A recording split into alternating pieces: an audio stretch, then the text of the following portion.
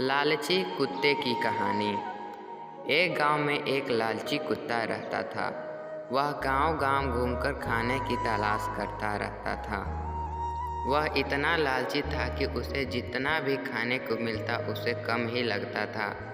गांव के दूसरे कुत्ते के साथ उसकी अच्छी दोस्ती थी, लेकिन उसकी इस आदत की वजह से सभी उसके दूसरे दूर रहने लगे।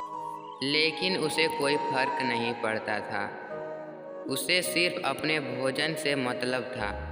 न कोई जाते आते उसे खाने के लिए कुछ न कुछ दे ही देता था।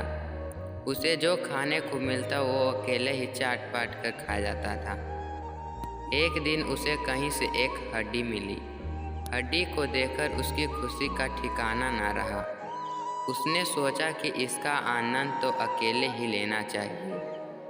यह सोचकर वह गांव के जंगल की ओर जाने लगा। रास्ते में उसे एक पुल के ऊपर नदी पार करना था।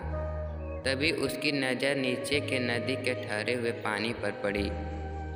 उस समय उसकी आंखों में सिर्फ हड्डी का लालच था। उसे यह भी नहीं पता था कि नदी के पानी में उसका भी चेहरा नजर आता रहा। उसे लगा कि नीचे भी कोई कुत्ता है जिसके पास एक और हड्डी है।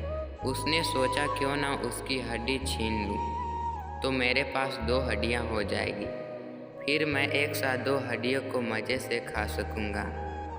ऐसे सोचकर वह पानी में कूदा। उसके मुंह से हड्डी सीधे पानी में जा गिरी।